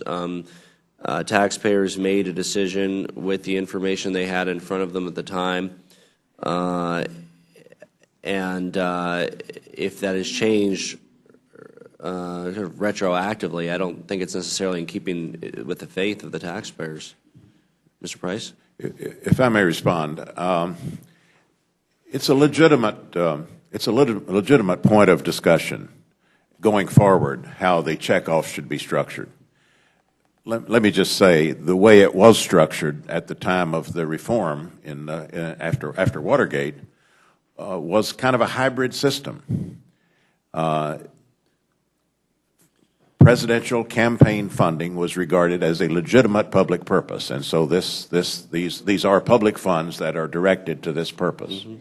But because of the debate at the time and the question of whether taxpayers should be thinking that their tax dollars were directed to purposes for which they didn't approve, this option was added. In other words, the exact amount of the appropriation is going to depend on the number of taxpayers who voluntarily check off, who say, I want my tax liability, not going to increase it or decrease it, but the tax liability that I already have, I want to be directed to this purpose.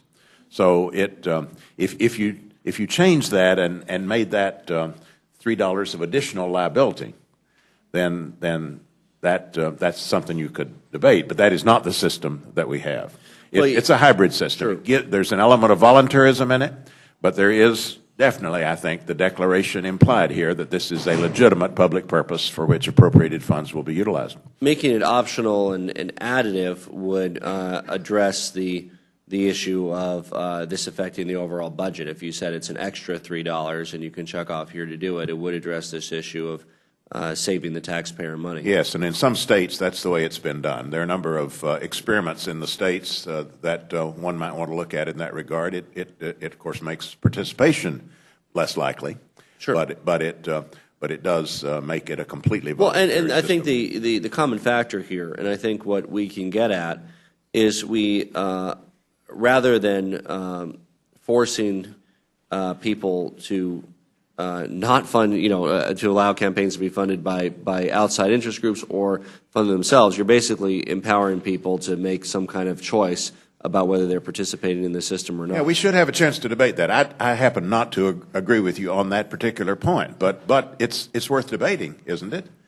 I mean, the shape of this program going forward is worth debating. We ought to be having this discussion in our committees and not just coming up with this take it or leave it repeal idea. Yeah, and I want to be clear. I do support public financing. I think the issue that I'm trying to address is the budgetary impact of that. I think we're all very cognizant of costs, and if there was a way to make it kind of that optional delta and to raise it, that would address this budgetary issue.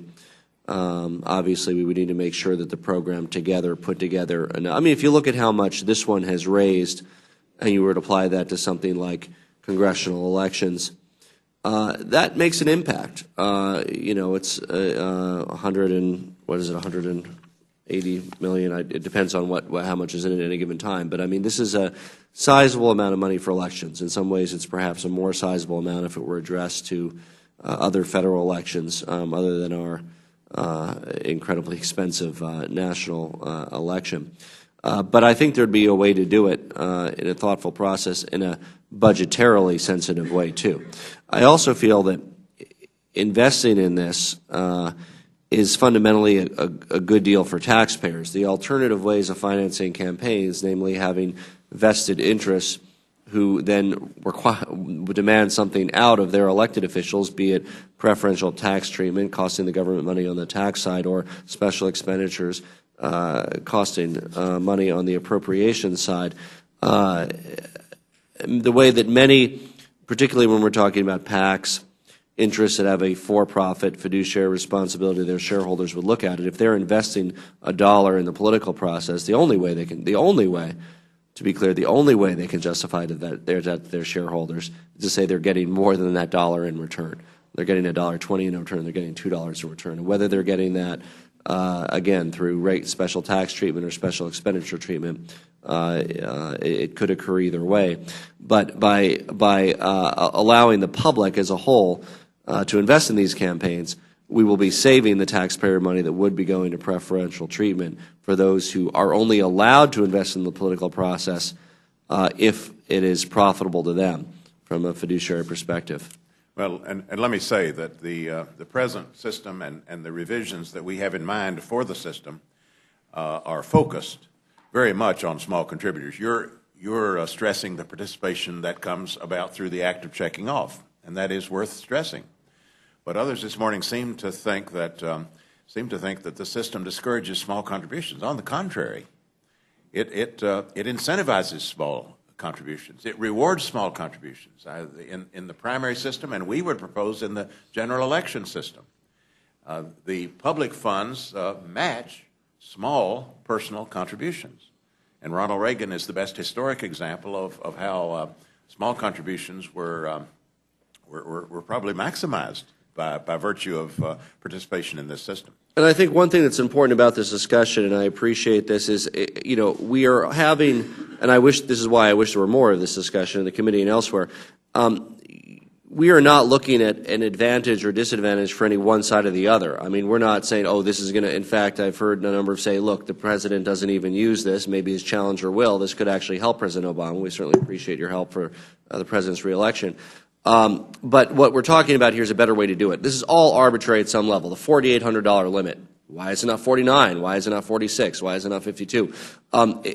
When you look at a small donor base, we're not saying that benefits Republicans or Democrats. We're trying to find a better way for all of us. For all of it. We're all in this business. A better way for all of us to fund our campaigns. The current way is arbitrary. It's just set up in a certain way.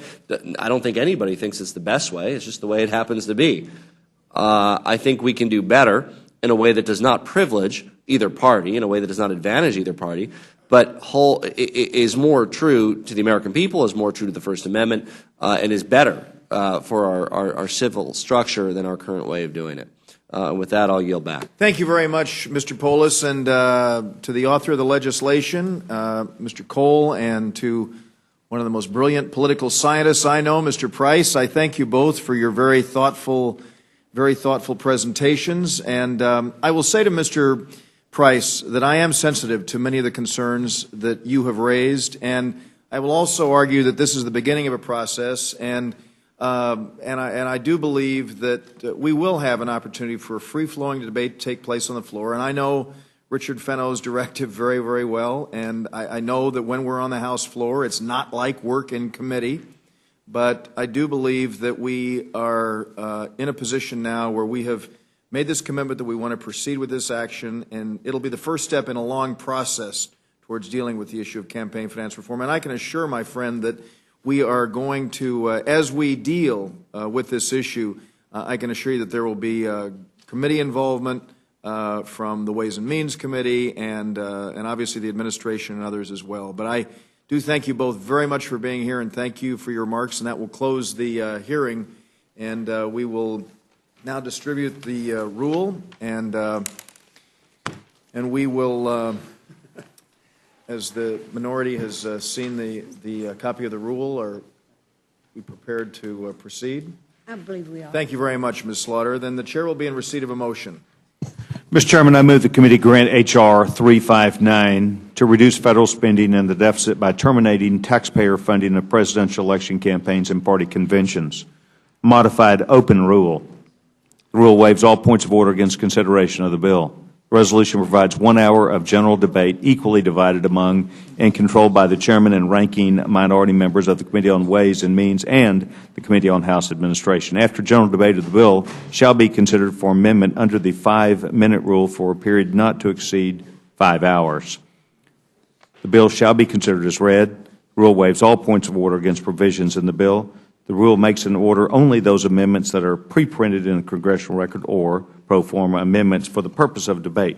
Each amendment printed in the congressional record may be offered only by the member who caused it to be printed or a designee, and each such amendment shall be considered as read. The rule provides one motion to recommit with or without instruction. Thank you very much, Mr. Sessions. You've heard the motion of the gentleman. Let me proceed by saying that we do hope very much that this committee will see fit to report out this modified open rule, which has the outside time limit and a pre-printing requirement, and that will ensure that any member of the House, Democrat or Republican alike, who has an amendment that they wish to offer, that they'll have a chance to do that. And we also guarantee the motion to recommit with instructions at the end of the bill. Are there any amendments to the measure, Mrs. Slaughter? Yes, Mr. Chairman, I have an amendment to the rule.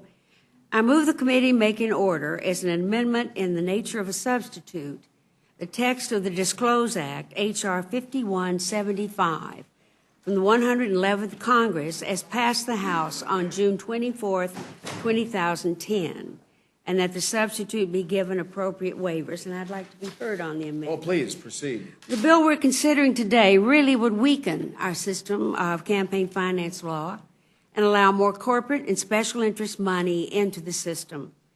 If we're going to get into campaign finance reform, which is sorely needed, let's at least head in the right direction.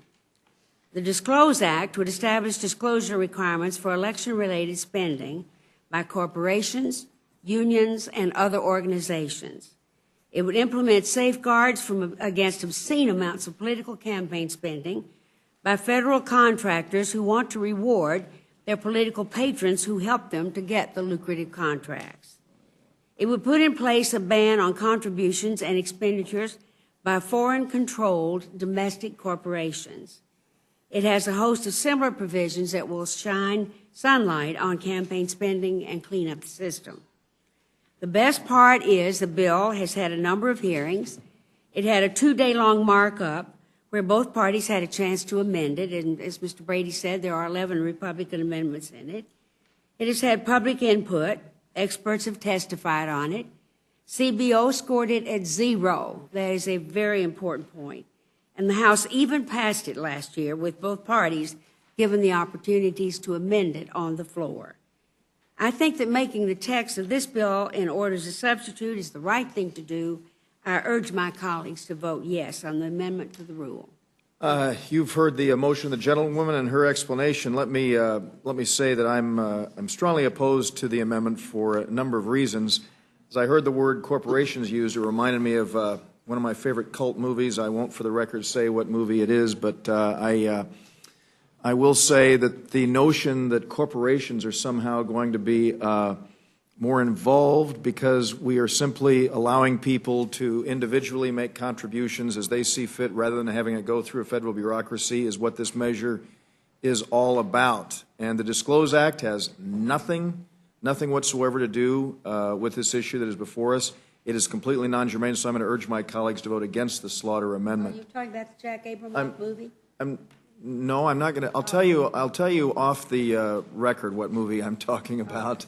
Some of my friends here know exactly what movie I'm talking about, but I'm not going to say it on the record, okay? All right. Is there any further discussion? If not, the vote occurs on the Slaughter amendment. Those in favor will say aye. Those opposed, no. Pay the chair. The noes have it. The noes have it. The motion is not agreed to. The clerk call the roll. Mr. Sessions. No. No. Mr. Fox. Mr. Bishop. No. Mr. Bishop, no. Mr. Woodall. No. Mr. Woodall, no. Mr. Nugent. No. Mr. Nugent, no. Mr. Scott. No. No. Mr. Scott, no. Mr. Webster. No. Mr. Webster, no. Ms. Slaughter. Aye. Ms. Slaughter, aye. Mr. McGovern. Aye. Mr. McGovern, aye. Mr. Hastings. Aye. Mr. Hastings, aye. Mr. Polis. Aye. Mr. Polis, aye. Mr. Chairman. No. Clerk will report the total. 4 yeas, 7 nays.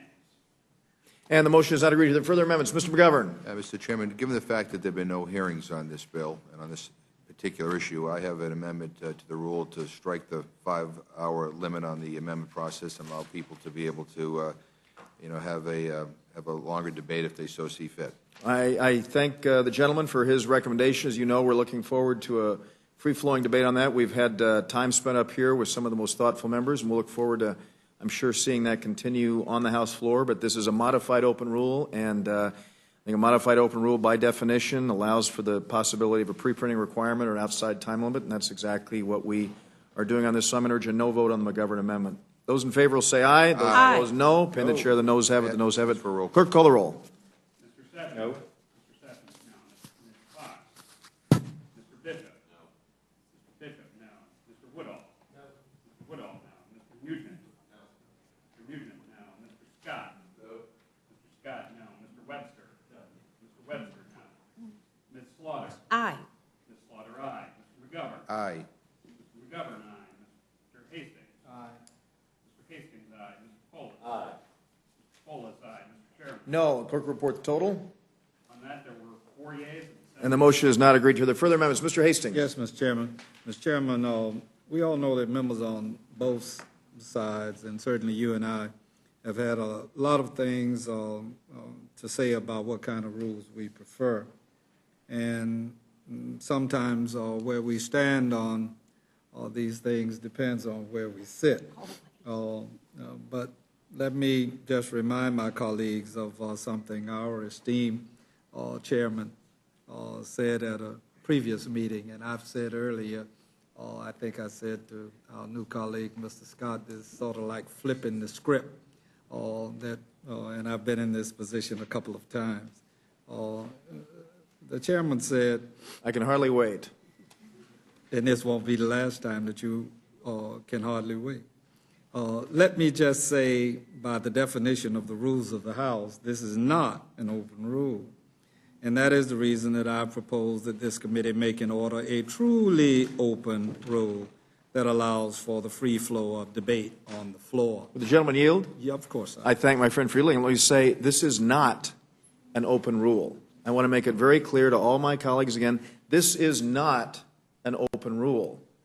This is a modified open rule, which provides for the possibility of an outside time limit, and it provides for the possibility of a pre-printing requirement, which is by definition an open rule, which is what it has been under Democrats and Republicans until the last Congress, when an attempt was made to modify the definition of an open rule. And so I stand by the statement that I made, and I would never claim this to be an open rule. This is a modified open rule, which provides for a free-flowing debate. the likes of which we haven't had in a long period of time. And I thank my friend for yielding. Mr. Chairman, I have an amendment to the rule, and I move the committee grant H.R. 359 an open rule. You've heard the motion of the gentleman. Any further discussion? If not, the vote occurs on the Hastings Amendment. Those in favor vote aye. Aye. Those opposed, no. Pin the chair. The noes have it. The noes I have it. ask The for motion. a Clerk, recall. call the roll. Mr. Sessions? No. Mr. Sessions, no. Mr. Fox? Mr. Bishop? No. Mr. Bishop, no. Mr. Woodall? No. Mr. Woodall, no. Mr. Nugent? No. Mr. Nugent, no. Mr. Scott? No. Scott, no. Mr. Webster? No. Mr. Webster, no. Ms. Slaughter? Aye. Ms. Slaughter, aye. Mr. McGovern? Aye. Mr. McGovern, aye. Mr. Hastings? Aye. Mr. Hastings, aye. Mr. Polis? Aye. Mr. Polis, aye. Mr. Chairman? No. And the clerk report the total. On that, there were 4 yeas and 7 And the motion is not agreed to. Are there further amendments? If not, the vote occurs on the motion of the gentleman from Dallas. Those in favor will say aye. Those opposed, no. Pin the chair. The ayes have it. The ayes have it. The motion is agreed to. Roll call, please. Clerk, call the roll. Mr. Sessions? Aye. Mr. Sessions, aye. Mr. Fox? Mr. Bishop? Aye. Mr. Bishop, aye. Mr. Woodall? Aye. Mr. Woodall, aye. Mr. Nugent? Aye. Mr. Nugent, aye. Mr. Scott? Aye. Mr. Scott, aye. Mr. Webster? Mr. Webster, aye. Ms. Slaughter? No. Ms. Slaughter, no. Mr. McGovern? No. Mr. McGovern, no. Mr. Hastings? No. Mr. Hastings, no. Mr. Polis? No. Mr. Polis, no. Mr. Chairman? Aye. And the clerk report the total. On that, there were 7 yeas and 4 nays. And the motion is agreed to. And the gentlewoman from Grandfather Community, North Carolina, Ms. Fox, will be managed for the Republicans. And Mr. Hastings for the... And Mr. Hastings for the Democrats. Well, thank you all very much. And without objection, the Rules Committee stands adjourned.